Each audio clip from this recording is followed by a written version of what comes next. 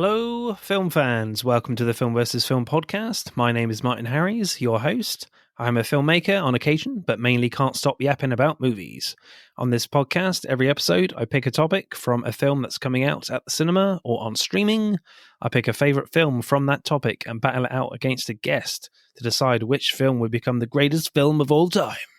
If you enjoy this podcast, please leave us a 5-star review and subscribe. Please enjoy part 2.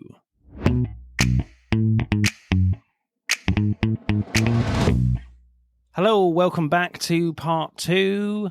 And as always, you've got to know by now, this is the part where we have a look at your Instagram responses from the previous episode. I know that was a long time ago now, but I need a break, people.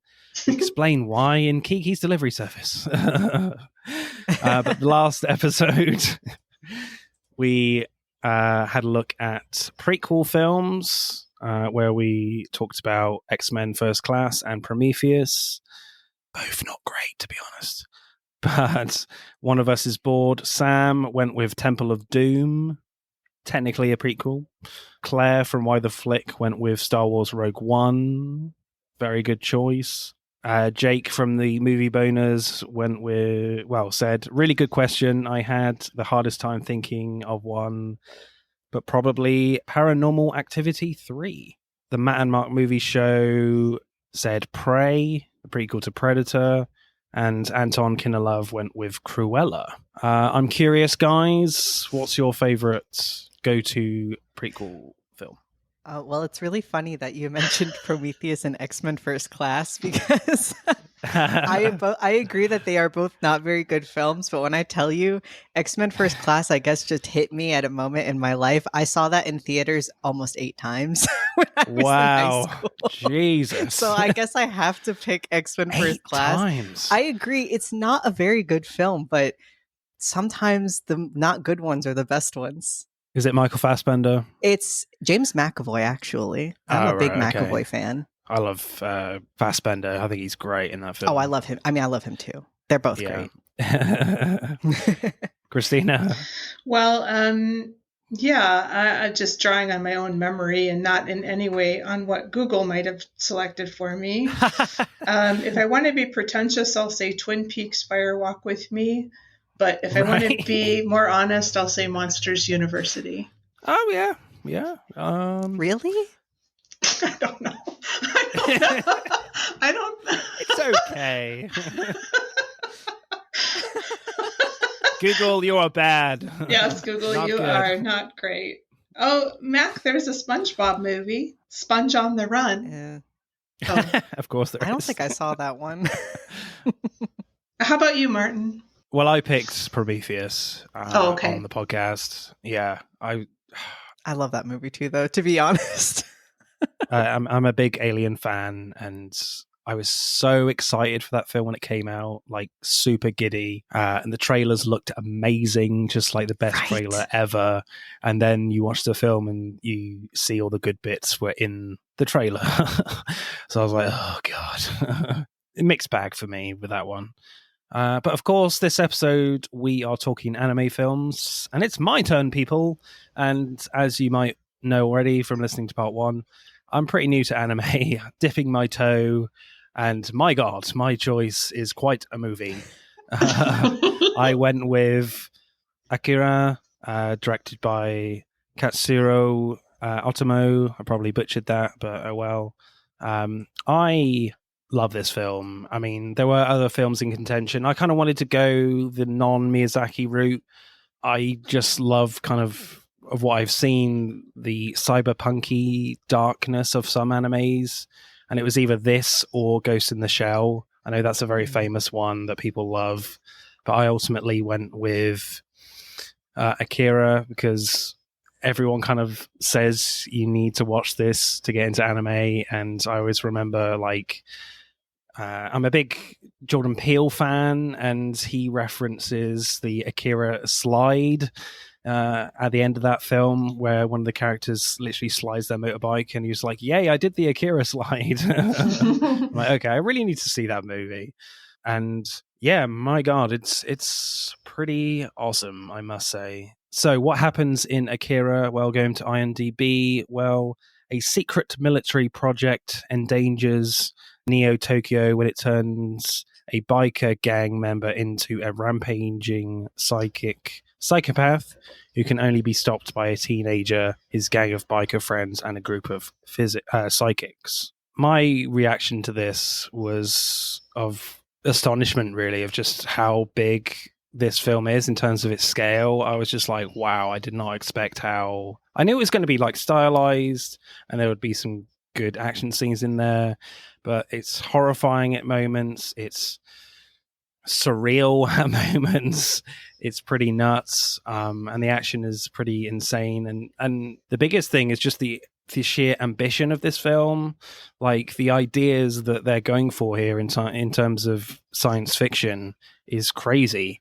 You just don't really see that very often. Like there's in a lot of sci-fi films, when it's high concept, they kind of go to a certain point in their idea and just stick with that. But then with this film, there's this idea of like pure energy, and we see a lot of films with god complexes, like overly done, but I feel like this one takes it to another level entirely, and it's just quite incredible, really. Yeah, what did you guys make of this one when you first saw it? This was a first watch for me, but I watched it 3 times before, in order to get ready for this, and I still don't understand what happens at the end. So you guys will have to help me with that. Yeah, I also was just like amazed because it seems to be one thing when it starts off, and then at the end, you're talking about creating a whole new reality, I guess. And so, yeah, talk about ambitious. It certainly is. Mac? I first saw this movie also when I was a kid because my dad loves this movie, and I actually have it on Blu-ray. I think as a kid, I, again, could not appreciate it. Maybe I got a little bit bored. But as an adult now watching it again, I was just like, oh my God, like can't look away. The animation is so staggeringly amazing. Like it's just whammy after whammy of just, you can't believe what you've just witnessed. And it's so beautiful and horrible. And I mean that like affectionately. Yeah. And gosh, I just love this movie so much. And as you said, the surreal sequences are just like mind boggling. They really just hit hard. Yeah. I don't know. It's incredible. No words. Yeah. Not great for a podcast, Mac, but yeah. But I totally get what you're saying though, Christina, with the fact that you're asking, like, I don't really know what happens at the end, but I think that's part of why this film is great for me, because I feel like the film is just going for such a high concept idea that we don't really fully understand it in the first place. It's that ambitious, so I kind of admire it for that. And like, I don't think anyone can really fully understand what happens at the end. It's sort of like at the end of 2001, like no one really understands what happens at the end of that movie either. So I think that's a total legitimate feeling to have at the end of this film for me. So directing then, like, I really enjoyed the bike chase at the beginning. Yes. Like, it felt really brutal at times when one of the guys gets thrown through the restaurant window. I also noticed something that Miyazaki doesn't do in Kiki's Delivery Service is that he doesn't do whooshy lines. There are a lot of like whooshy lines here that wash out the background of the skyscrapers, and it's quite subtle at times, and I really liked it because it just emphasizes the characters more in these tense moments when a character is about to hit another one on the bikes, and everything just looked so clear. I knew exactly what was going on, and I'm not sure you can say that about modern animated action scenes sometimes. And of course, the bike slide was awesome.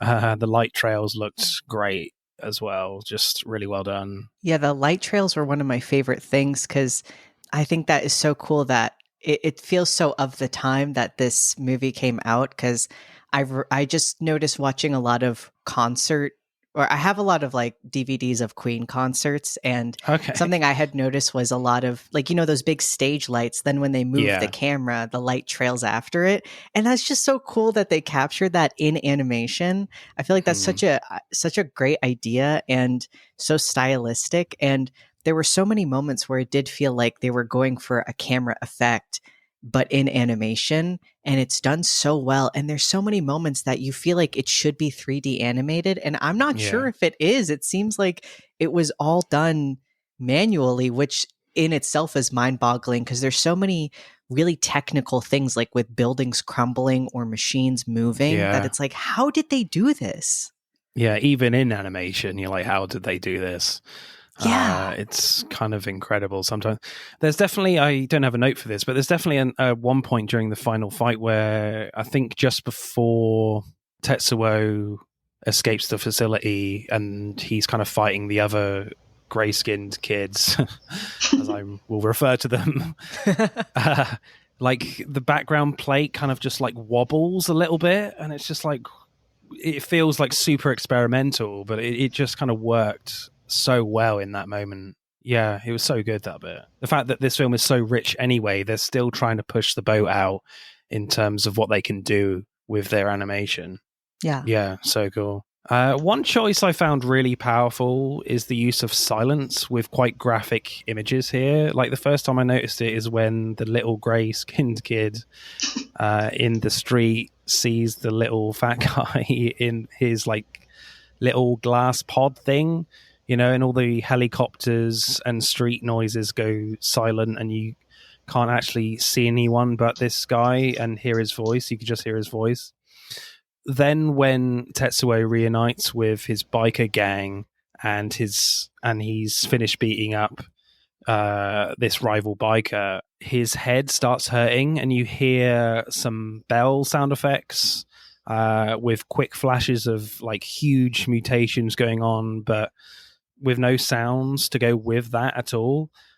Then they reduce the soundtrack even further and just have Tetsuo heavy breathing while the ground cracks open and he falls into the machine, this massive machinery thing.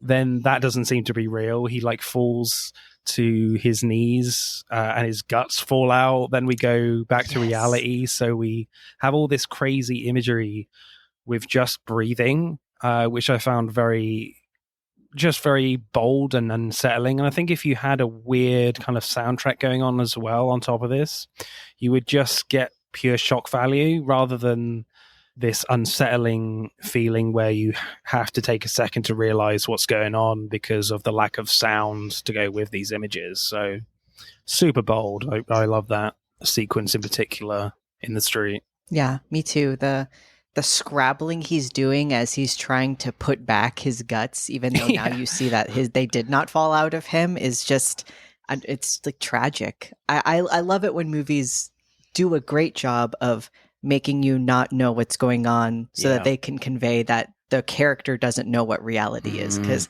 not everybody does that well, but I think this movie does it well, where you're both amazed by the surreal aspects, but you're also like, so what is going on? But you're interested to know what is real. It's not just anger and confusion, or it wasn't for me in those moments. Yeah, for me it's the sound, because like the sound does not match up, because one, there's hardly any of it and it's just him breathing, and yet the ground is opening up, there's crap everywhere, and it's just like, oh my god. Yeah, you definitely get that sense of confusion rather than just pure shock. I loved how trippy this film can get, especially with Tetsuo's character. Later, there's a scene where he goes like all minimalist, where Tetsuo is playing with a friend in the park and it's all grey and white tones, and the ground suddenly falls away again, and then he starts to crumble away himself before he wakes up. And then later, I think he's in the facility trying to sleep in this hospital place, and it's like a scene from Toy Story where this toy bear, rabbit, and cat come to life, and you're like, oh, that's cute. Right. And then it gets super horrifying, where all these toys morph into one big teddy bear and a big rabbit, and he's bleeding milk for blood. It's just wonderfully weird. You know, the wall crumbles into Lego bricks, which I kind of found funny as well. Then the car from Who Framed Roger Rabbit arrives and vomits milk on Tetsuo. Then evaporates away and turns into the grey-skinned characters who also have powers. So I love the fact that it's just not weirdness for weirdness sake in this scene. You're left with some intrigue there. Like, why is Tetsuo seeing the other kids in this facility? Also, if you loved Five Nights at Freddy's from last year, you're probably going to run home to your mummy crying. Just a warning, that is a bad film, guys. Still have not had the pleasure of seeing that one yet. Yeah, don't. It's terrible. It's really bad. Really bad. Yeah, I loved that scene in particular. Did you like those scenes, Christina? Yeah. Or was it too weird? No, I like weird stuff. Yeah, I thought the teddy bear was especially frightening. I thought that was really well used and conceived. And also the, like, you know, trying to put the guts inside of himself. I really enjoyed that too. And the ending, you know, was really just like so bananas and so like gross and scary. And I liked the combination of the wires and the flesh and all that. And I'm sure we'll get to it, but that was just like so amazing. There's definitely a lot of, I mean, in the modern trailer for this, they say there is no The Matrix without this film. I just noticed so many pop culture influences from Akira. Like, you wouldn't have these types of things. Like, I had a lot of Stranger Things vibes here with the kids. You know, they're all numbered. They're all being experimented on. It kind of makes Stranger Things look bad, to be honest. I love Stranger Things, but this just goes to another level, frankly. There's a bit of Minority Report in there with the whole psychic powers going on as well. The Matrix, obviously, but certainly with the Matrix, what I kind of got from this was the cable tunnels that the hovercrafts go down in the Matrix. You have that a little bit here. That was the only sequence, to be honest, where I loved the action scene with like this secret team trying to infiltrate the military base. That was all kind of choreographed really well, but I feel like sometimes the animation couldn't keep up with the pace of what the scene is supposed to be going at, kind of thing, if you know what I mean. And again, kind of like what we were saying with water animation in Kiki's Delivery Service with the sweat on Gigi, like you have that a little bit here where I just feel like the water effects can't keep up, if you know what I mean. But that's just a minor gripe.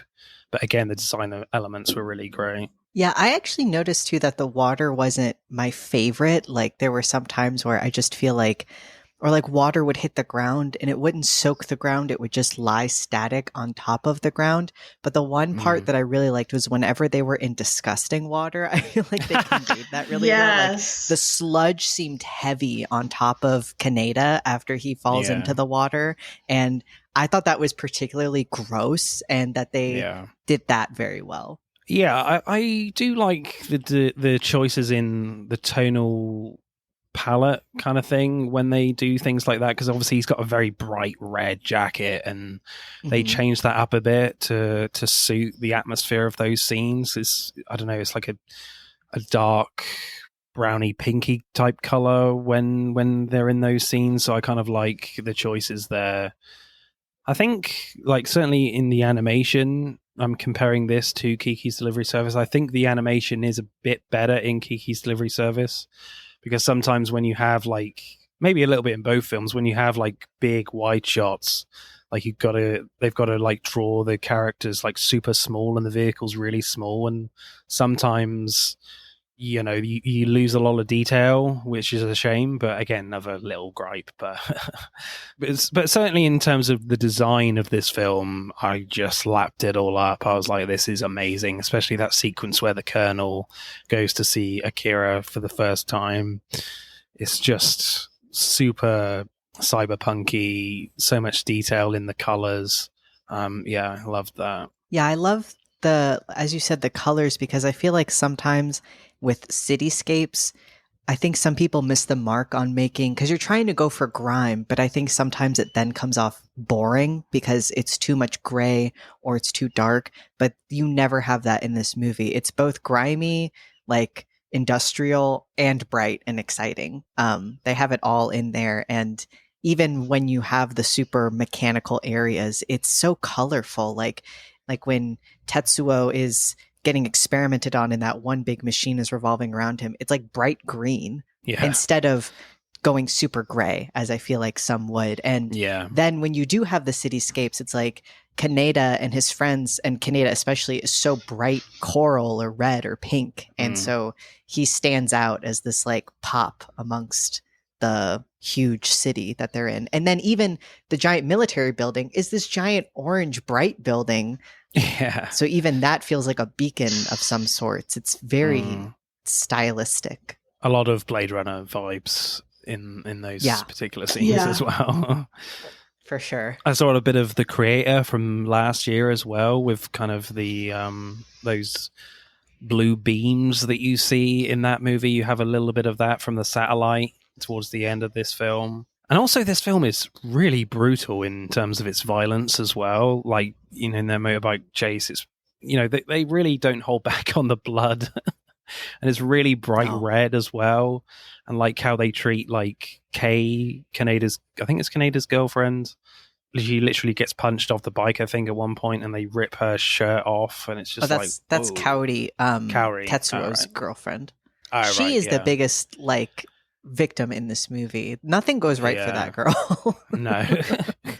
And even like in the class, there's a few scenes in this school, and literally the teacher is just slapping all the kids in the office, and there's blood effects in that. I'm like, whoa, okay, I don't want to go to that school. That is super brutal. Right?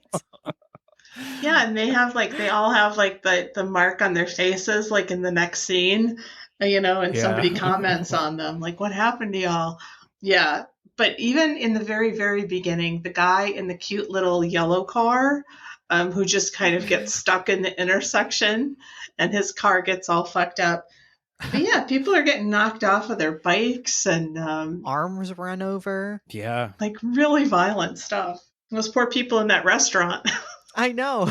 Yeah. I feel like you can definitely go for it a little bit more in these types of films, in animation, like, and in games and in comic books than in live action films. So it's kind of nice in a way that they're not really holding back sometimes. Yeah.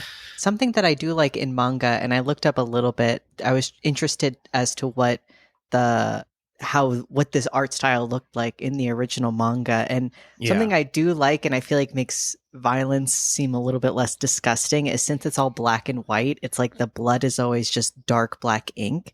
And I feel like that always conveys it very well in a way that's like, it feels brutal, but not so like sickening in a way that I enjoy. Not that I did like this movie, but when I looked up some of the violent scenes in the manga, it just seemed more beautiful in a way because you don't have to look at the red blood. I don't know why that squicks me out specifically. Yeah, I mean, it's very bright here. Yeah. Favorite scenes, Christina? Oh, mine is the one at the end where he's, you know, his power is overcoming him and there's nothing that he can do about it. And there's just sort of like these waves of flesh. And I really like the shot of the eye. Mm-hmm. I don't know. There's like this huge eye, and then the flesh kind of like takes that over. Mac, who's the character who gets squished? Kaori, yeah. She just, you know. That poor girl. He didn't want to kill her, but he said that he could feel her pain in his body, and he didn't want to kill her, but he just had no control over his power. But I thought that was just like, I rewatched that scene a couple of times, so I thought it was really, really. I mean, that's the scene, you know. Yeah. Sorry to be so basic, but that's the one there. No, it's the scene for a reason. Yeah, I mean, the scene definitely isn't basic. But I mean, I love like the whole last like 20 minutes, to be honest. Just how tonally it changes. Like the scale of the destruction towards the end of the film is quite amazing. Like Tetsuo destroys a bridge, like he lifts up this massive spherical casing that holds Akira. He destroys that and then destroys a massive satellite that's firing a huge blast down on him. And when you think the destruction has stopped, the scale goes up a notch in all those scenes. Then I loved the tonal shift that follows with the dark and quiet atmosphere of the destroyed stadium. When Tetsuo gets a mechanical arm, that looked pretty cool. Then it turns super surreal and horrifying, as you said, Christina. Tetsuo literally transforms into this biomechanical giant monster, almost like a kaiju type character in Japanese cinema. And it's quite scary at times, especially when Kaneda and Kai get consumed by Tetsuo. But it definitely straddles that line of being silly and a little too funny. But then when Akira literally just makes some bubbles with like pure energy, nuclear explosion, this nuclear explosion goes off. And then when we get this really like sweet flashback of Akira and the gray skinned kids as normal kids, which was really sweet and great. Plus we get like a scene of Tetsuo and Kaneda's first meeting. Tonally, it couldn't be more different. Narratively, you would probably expect that, but because the scale is so huge, you don't expect it so much to see something so sweet in some of the final moments when a lot of this film is so dark tonally. So yeah, I just love the tonal shifts in those last action scenes. It's quite remarkable, really. Favorite scene or shot for you, Mac? I also very much love the end, and I think it's such a great moment because after Tetsuo gets his powers, there's so many moments where he's like, look at me now, Kaneda, like you always thought you were going to save me, but I'm so much more powerful than you. And then now he's so massive, and there's a moment right before the light hits him where he calls out for Kaneda. Like now he needs to be saved because he has no control over this, and he still does need Kaneda. And as you said, the really sweet scene where it shows that like Kaneda was never trying to be like an asshole to him. I mean, I get where Tetsuo is coming from. He just wanted to feel powerful, but like Kaneda always just was trying to be, like a big brother or like wanted a friend himself. But I also just love any scene where Tetsuo is just really feeling his power. Like I think it's a pretty sad scene, but when he goes back to that bar from the beginning and you don't see him kill the bartender, but then you see Yamagata and Kai come back and they just see the destruction. And I think that is so powerful. Like you don't have to see him kill them because after that scene cuts to black that he's killed that guy. Oh yeah. But it's so sad. And that Yamagata literally asks like, are you Tetsuo? Because he can't recognize the person in front of him. I think that is so powerful. And then later Kai crying about Yamagata because these guys are so tough, like they're tough teens and they ride on bikes for fun and try to challenge intense gangs but they still hurt when one of them have been killed. And I think that was special to see that these people are still people. Yeah, they definitely bring the human element right at the end and in that scene. And it just shows really great confidence that they don't need to show Tetsuo kill that bartender in that scene because they know they've got some incredible stuff coming up. Yeah, they don't need to go down to that like simple level of just trashing a bar and killing this guy. And that they've done such a good job to establish him up to that point that you, the viewer, like, they don't have to show you. Yeah. You know what's going on. Yeah. So directing score, guys, what you going for Akira? I'm going to give it 8.5 because while I do really love the animation, and I know that's still a high score. I think the animation is incredible, but I do feel like there are some times where you don't always know exactly what's happening, at least for me. And I feel like some character designs, I wish that they had been a little bit more differentiated because in particular, there were times where I got the Colonel and Ryu confused because those guys look so similar to me. Like they have the same face shape. They both have a mustache. And there are times where you're like, wait, why is the Colonel here? And then you realize, no, that's not the Colonel. It's Ryu. And I know that's just the art style, but they could have added a little bit of something. I don't know. if you really don't know what's going on, you will be further confused by some directing, I think. I definitely think you have to watch this more than once. And I understand that this is like a favorite for a lot of people, and they probably watched it over and over and over as children. But this was a first time watch for me, and I had to watch it at least 2 times to just have a basic understanding. And like I said before, I still don't have a full understanding of everything that happened. So I'm with you, Mac, on that. I mean, I've only watched it the once, but I was very overwhelmed, but I just kind of loved that feeling of overwhelmedness. Of like, I love everything in this. I want to see it again because I just want to see it again. So I just assumed that you watched this a ton as a kid. Is that not the case? Oh, no. No, I've never seen this. Oh, wow. Okay. Yeah. Do you agree with that, Christina? 8.5? Yeah, I agree. That's good. Okay. Yeah, I'm going to go pretty high, to be honest, in the 9s, because I just adore the design elements of this. For some reason, I'm getting a lot of like Teenage Mutant Ninja Turtles vibes as well. Like the animated show when I used to watch as a kid. Just the whole sci-fi retro look of it, like how grungy it is. And I feel like, yes, the animation is probably better in Kiki's Delivery Service, but I think it just makes up for that with how amazing it looks, and just the design elements are so good. So I lapped all that shit up. So I'll probably go like a 9.7.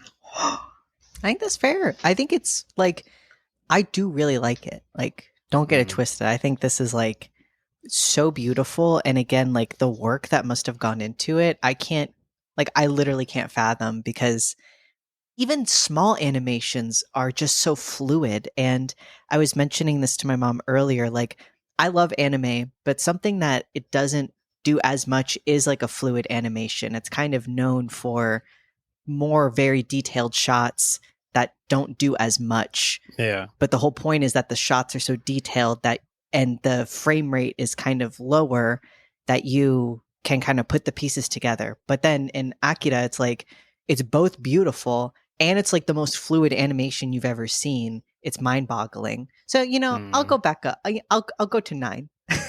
I'll edit 9. You sure? Yeah. Okay. I'll edit, because now I'm thinking about it, I'm like, the scale of this really is incredible. And for the whole 2 movies, I only noticed one mistake. There's a moment in the stadium where the colonel, they just forgot to color in his mustache and his hair. I only noticed it at one part, but I was like, you know what, one mistake in this whole 2-hour movie, I mean, come on. And it's like 2 hours. I mean, that's a lot of drawing. 2 hours. Yeah. That's incredible. Yeah, the animator must be like, yeah, the colonel should age really quickly in this moment. Let's just have a grey mustache, white mustache.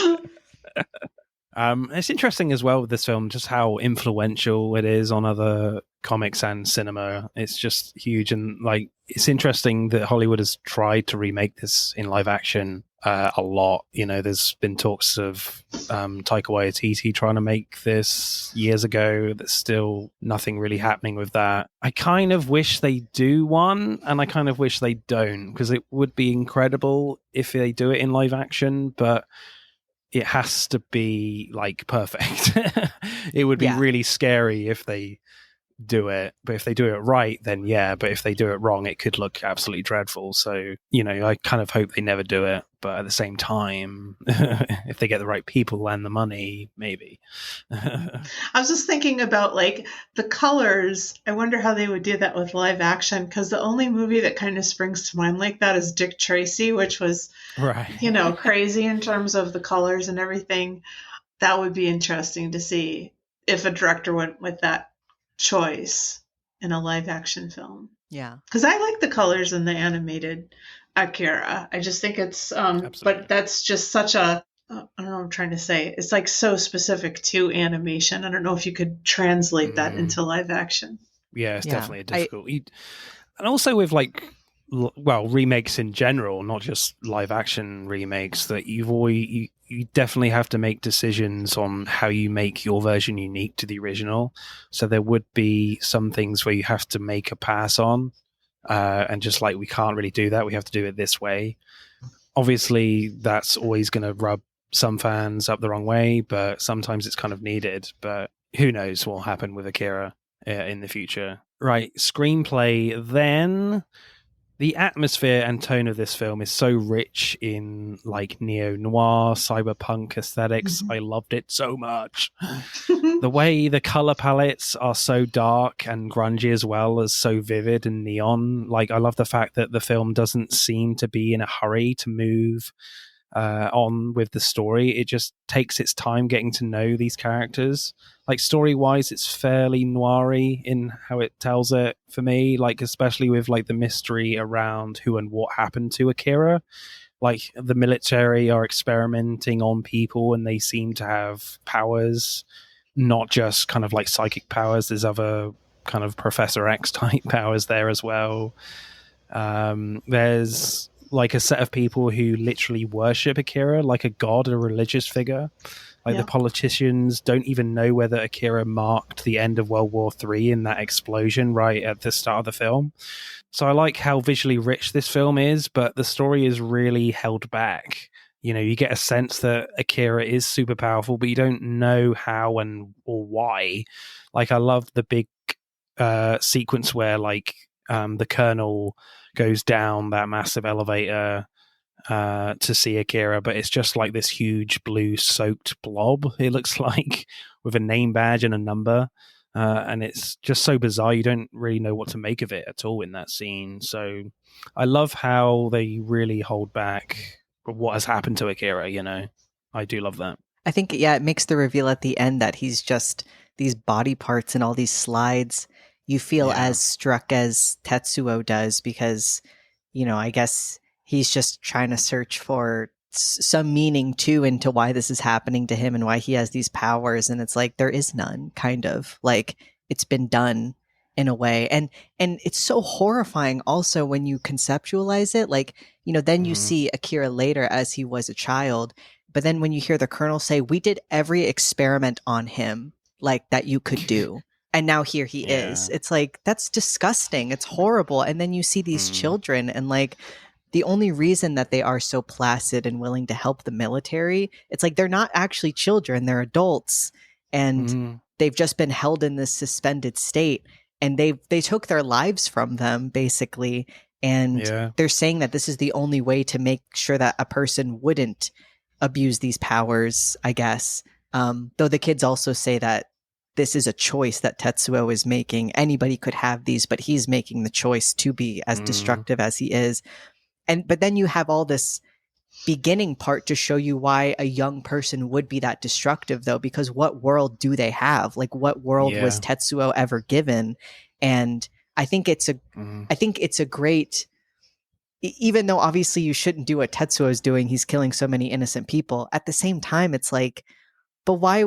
What reason did they give him to not ever be this way? He was only ever abused, and the only solace he had was another child who's in the exact same position as he is. That's not fair. Like, and the world was never fair. And then you see the dumb fucks running, you know, the country, and they're horrible. And the colonel himself is a horrible dude. So it's like, these guys have no future. And the colonel even says in the moment with the scientist where he's like, I lost all passion for reconstruction, and now there's just a bunch of hedonists in this town. So it's only like the structure of the city that I care about. That's horrible. Like, you don't care about the humans there?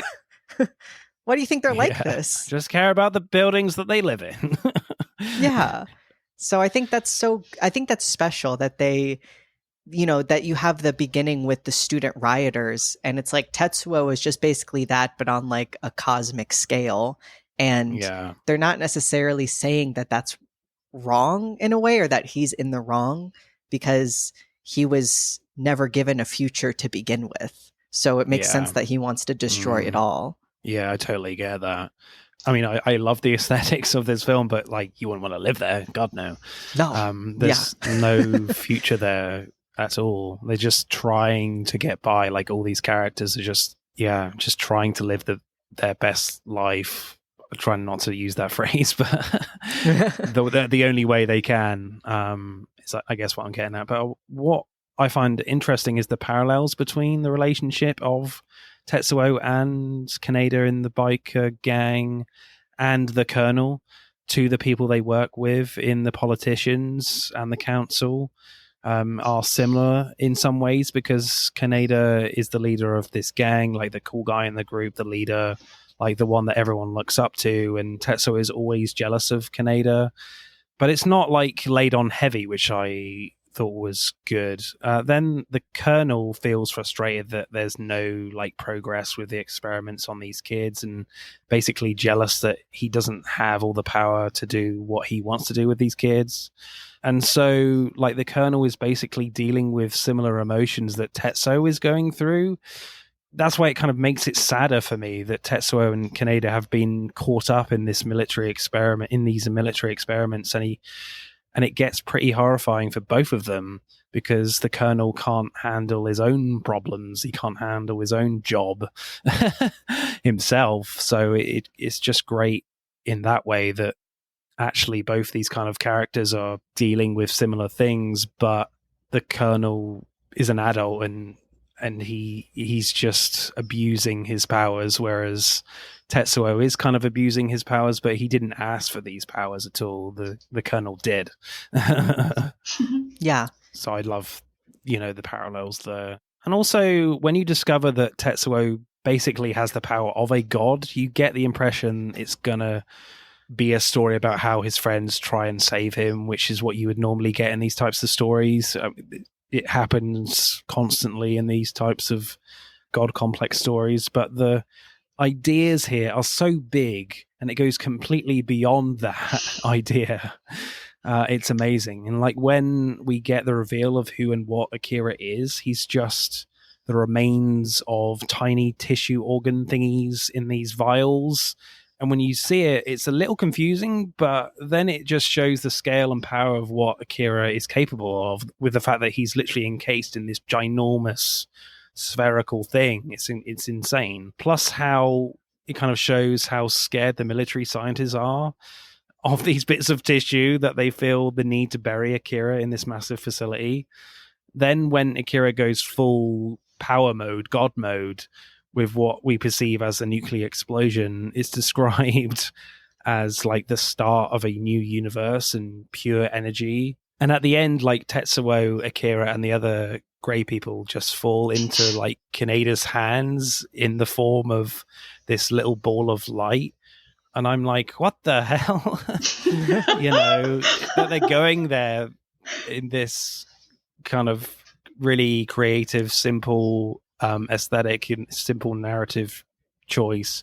But I love that the story goes to places that are almost incomprehensible to imagine and to get your head around. So I just love the ambition here, that they're really not holding back at all. And I don't think a lot enough stories in general go for that. But yeah, I love that. And kind of as you were saying before, of like, you'd expect this to be your friends trying to save you. I do love that Kaneda is not about that. And he's also not about even trying to understand what's going on. Like when the gray kids are speaking through K to him, he's just like, who cares? I don't care. And then when he gets the chance to stop Tetsuo, he's not like, my friend, don't do this. He's like, I'm going to kill you. He's like, I'm going to kill you. I need to stop you. But for him, that is like an act of love. I feel like he's like, my friend needs to be stopped, so I'm the only one who can do it.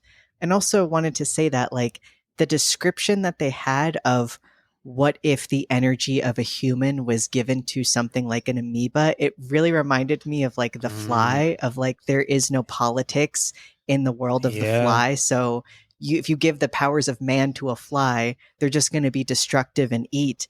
And like Tetsuo literally turns into a giant amoeba baby at the end and is just all consuming. I love that idea of organisms given the powers of, from an amoeba's perspective, we are gods, And so give them that power. Yeah. You give an amoeba the power of even just a human. Yeah. They turn into God, basically. Yeah. That's crazy. Yeah, I just love the fact that Akira goes to these really deep philosophical levels that in kind of some horror sci-fi books they go for, in some Dean Koontz books, where there's a story where it's very similar to this, where humans are so advanced that they kind of they continue to learn, they continue to evolve, but they end up just de-evolving, and just all that matters is just consuming energy. That's it. Like, that's the only thing that's important. And it's kind of the similar thing here with what happens to Tetsuo. Favorite lines? Definitely not many great ones compared to Kiki's delivery service, but there's a few I found from the English dub. From Kaneda when he's in like the just outside K's apartment, the secret group, I guess, that is trying to infiltrate the base is coming towards Kaneda, and he says, "Who's this?" "Well, I guess by saying I'm K's boyfriend is stretching it a bit. Depends on your point of view." I love him. Which is funny. And when he says, like, "When are you going to tell Ryu about us?" And she's like, "Excuse me, us?" Yeah. I kind of like the line. Well, I didn't like it. It was just really interesting from the Colonel when he's basically about to take down all the other politicians that are trying to stop him. And he says, "Open your eyes and look at the big picture. You're all puppets of corrupt politicians and capitalists." Which is, I thought the capitalist word was a bit pointed. I was like, oh, okay, fair enough. Interesting. But I think my favorite line was kind of this really great one from who ends up being a corrupt politician, where he's walking along like this walkway on this skyscraper, and he's saying to someone, "In all respects, this city is saturated. It's like an overripe fruit, and buried within it is a new seed. We need only wait for the wind which will make it fall to fruition. The wind called Akira." I thought that was really great. And that guy does turn out to be just the worst. Yeah, he really does. It's a weird way he dies as well. He just kind of falls. He takes like suicide pills and then just falls flat on his face. That was kind of funny as well. Yeah. Christina, favorite line for you? The only one I wrote down was, "There must be a future we can choose for ourselves." And that is spoken by one of the gray-skinned people. I found it interesting in the Wikipedia, which I looked up, the three old elderly children are called espers, and I guess that means they have ESP. Is that a term, right? Mac, you're nodding your head. Is that a term like in science fiction that I'm just not aware of? Well, I do know, I've seen a lot of anime. My anime degree. I've seen a lot of anime pertaining to people with precognitive or powers like that, and that is the word that seems to be translated a lot is esper, and just right. Seems to be person with psychic powers. Okay. Yeah. Mac, you've got a favorite line? Like I said, I loved that one with Kaneda. I love the energy Kaneda brings to this film. I again watched the Japanese version, and I am a big fan of his voice actor Mitsuo Iwata, and he just had this delivery that was just so funny. And I feel like you needed his little breaks of humor to break up just these like heavy ideas. Yeah. You have him stumbling or him flirting that I don't know. I think it did work for me of like, oh, okay, a nice little reprieve from this like terror that I'm going through. Yeah. And I do love at the end when Kei asks like, "Where is Tetsuo?" And he's just like, "I think he's just, like he kind of just gives a vague answer. Like, I think he's beyond us now." And then you just hear Tetsuo say, "I am Tetsuo." I just thought that was, again, though I was confused, I thought that was a nice way to end the film. I am in the singularity now. Yeah. Right. Screenplay score, guys. What are you going for Akira? You go first, Mom. Your face, Mac. Like, I'm not going first again. Well, I think there are so many really great ideas in this, even if some of them are kind of confusing, at least for me. But like you were saying, Martin, I don't think that in terms of dialogue, there are any that like kind of really stand out. So I'm kind of torn because I think the story is really interesting. Just not sure what to do about the score. So I'm going to toss it back over to you, Mac. What do you think? Well, I'm going to give it a complicated score of 7. And why I give the score of 7 is, I know, a gasp. But it's because When I was looking this up, I read that the manga, everybody who's a fan of the manga says, like, please, please, please read the manga because it's a 2,000-page manga. It wasn't even finished when Right. the movie was made. And Oh, I wow. feel like it's difficult to capture the whole story, it seems, in 2 hours. And perhaps a short series would suit the story better. And I do feel like it can get pretty confusing. So despite liking it, I do feel like this movie itself is so great, but you have to give a lot of that weight to the visuals rather than the screenplay for me. Okay. It's my complicated score of 7. Do you want to push that up a bit, Christina, or happy with a 7? I do, actually. I think 7 is too low. I would be closer to 8, I think. I mean, I think it's super interesting. And I think there are like a lot of really good big ideas here. So I thought you were going lower, so I was trying to balance. So I'll go 8 too. okay. Okay, solid 8. Are you okay with that? 8? Yeah. Yes. I don't know why. I thought you were going to go like super low. And so I was like, oh, okay, I'll balance the scales a little bit. And then when everybody looked at me like, you monster, 7, I was like, oh. Can't give it a 7. What's going on? Martin's about to jump through the screen. Well, Martin also needs a win to start off the year, to be fair. Yeah. That's true. Yeah, I went through an incredibly long losing streak. Whenever you ask us on, I always feel like we like obliterate because I just always have such a bias towards the ones I pick, which is just how it happens to work. Yeah. Yeah, so I'm going to go in the high 9s. No, I will actually stay in the 9s. Just I agree, like dialogue wise and probably even character wise, Kiki's Delivery Service is better, but I just have to admire the ambition of the storytelling here. I think it's really bold and amazing, and I was confused, but I was happy that I was confused, if that makes sense. It didn't bother me because of the ambition, you know. I really liked it, so I'll go a 9.2 for me. So voice acting, again, I had to actually watch this on YouTube. That's the only way I could watch it, so I definitely will get this on Blu-ray. It was the English dubbing again for me, but I think on the whole it was pretty good. Like the scale of this film is pretty huge, so the voice acting tries to match that ambition at times. Like I like the actors who played Tetsuo, Stanley Gerd Jr., and Kaneda, Jimmy Finders. Not well known actors, I don't think, but I think they find the right tone for the scale of this film. Like they capture this teenage feel really well.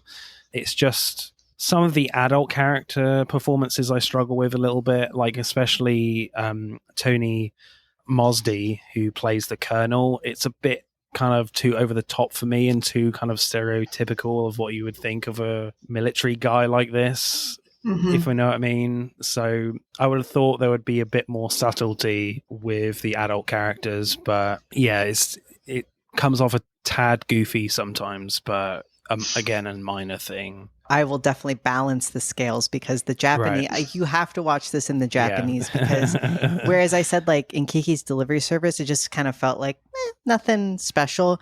There is something special, I think, in these performances because there are a lot of over the top scenes and like you said, over the top concepts, but they're delivered in such a great way to me. And I think the characters are rounded out because of their performances. And so in particular, like I said, Mitsuo Iwata, who plays Kaneda, is great. Nozomu Sasaki plays Tetsuo, and he does just like, I don't know, he plays this like desperation off so well. And also, I have some bias because most of these people who are in this film are in my favorite anime, One Piece. And so hearing, but this was obviously them when they were younger. So I'm getting to hear a different side of these actors who now in One Piece are playing old people. So that was also great. So I just loved the voice acting like all around in Akira. Right. Christina, what did you make? Did you go with English dubbing as well? I did. I watched this once in the Japanese version, and then I went twice with the English, just because I thought I might understand it a little better. I didn't, but that was my thought at the time. Yeah, I'm with you, Martin. I feel like the military characters were like kind of stereotypical. So yeah, I didn't love that, but I mean, it wasn't as, I don't know. I didn't have that big of a problem with it. So I don't know, Mac, how do you want to split the difference in terms of the voice acting? I was going to give the Japanese voice acting like 9.6. Oh, wow. Yeah. I mean, I don't even know what keeps it from a 10, honestly, because I just had no notes. Like, it just was so good. Like, and it made the movie better for me, like the voice acting, or even better, I should say. Is your favorite performance Tetsuo then? My favorite performance is actually Kaneda. I think his actor did just he brought the levity in a really great way, but also the like desperation when he's facing off with Tetsuo. And even like Stanley Good Jr. as Tetsuo, I thought was really good with the emotional stuff here. Yeah, I really felt it at times when, you know, Kaneda and Tetsuo are interacting, especially when he's transforming into this blob. It's quite scary, and I think the voice acting does a lot of the work there in feeling their fear, both of the characters' fear in what the hell is happening to these guys. You know, it definitely adds something for sure, not just relying on the visuals and the sound. But obviously, that being said, like, yeah, I think the dubbing is better in Kiki's Delivery Service, so I'll probably go a solid 8 here. One more thing I wanted to mention was I believe in the Japanese, all of the old children are voiced by children, and that gave it a really uncanny vibe in the Japanese version of you hear like what can only be children's voices, kind of clumsy and like not perfect voice acting, but perfect in a way because you're like confused because they sound so young, and I thought that was done very well in the Japanese. Yeah, and yet they look really old. Yeah, you know, I just find like the decision to make them look really grey and scaly, like really unsettling as well, and then combine that with the fact that you've got child actors voicing them. It's just kind of, you feel so sorry for them, and it's kind of very unsettling as well. So yeah, great choice there with combining the child voices and the design. Right, let's add up the scores then for Akira. Akira gets 53.5. There you go, Martin. Which wins? A W. Yay, I'm off to a winning start, people, for 2024. Pretty tight, though. Kiki's Delivery Service gets 52.3. So, oh, wow. Yeah, so it's pretty tight. So just over 1 point wins for Akira. Next episode, as Argyle is out, the new Henry Cavill movie, action spy film, which kind of looks a bit naff. But we are talking Matthew Vaughn films, which will be great. And of course, we have guests for that one.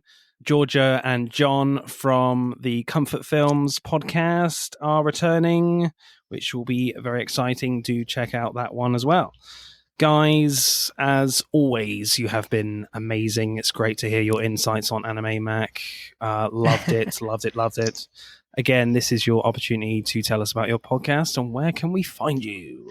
So we're World of Horror with Mom and Mac, and you can find us in all the regular podcast places.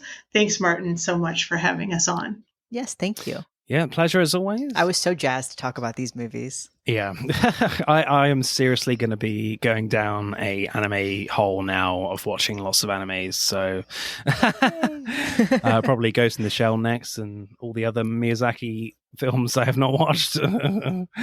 It is time to say goodbye, guys. It's goodbye from Christina. Bye-bye. Bye-bye. It's goodbye from Mac. Bye. Bye. And it's goodbye from me. I'm going to see if I can get the Akira motorbike for real, because it looks awesome. Bye-bye. That's it for part 2. Thank you for listening. I hope you enjoyed it. Check out part 1 if you haven't done so already. But don't stop there. Get involved and tell me what your favourite films are relating to the episodes. Send us a DM or comment on Instagram and TikTok at Film vs. Film Podcast, for X at FVF_podcast. Plus, we are now on YouTube, so hit that like button and comment there. If you do, I'll give you a shout out on the next episode. Remember, please leave us a 5-star review and subscribe. Pod signing off.